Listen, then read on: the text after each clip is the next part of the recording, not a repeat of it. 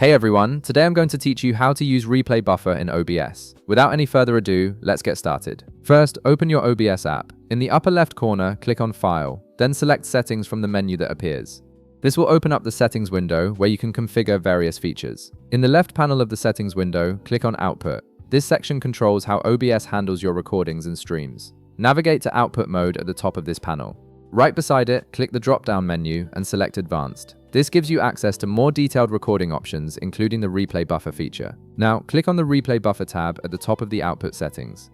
This is where you'll configure how the Replay Buffer works for your recordings. Look for Enable Replay Buffer in this section, then check the box beside it. This activates the Replay Buffer feature so you can capture recent footage on demand. Next, set your maximum replay time.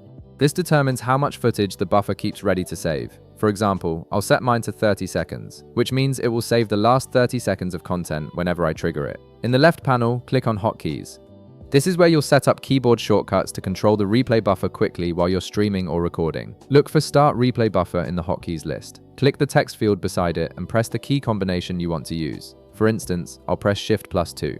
This sets up a quick shortcut you can use anytime. In the bottom right corner, click Apply, then click OK. This saves all your settings and closes the settings window. Once you're ready to start streaming or recording, click Start Replay Buffer.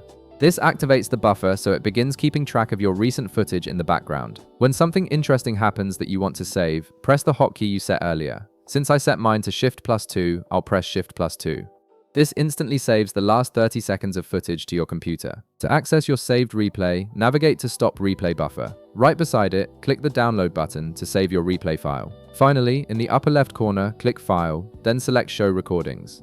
You'll see your replay saved there along with any other recordings you've made. And that's it. You've now set up and used the Replay Buffer feature in OBS to capture those perfect moments without recording everything.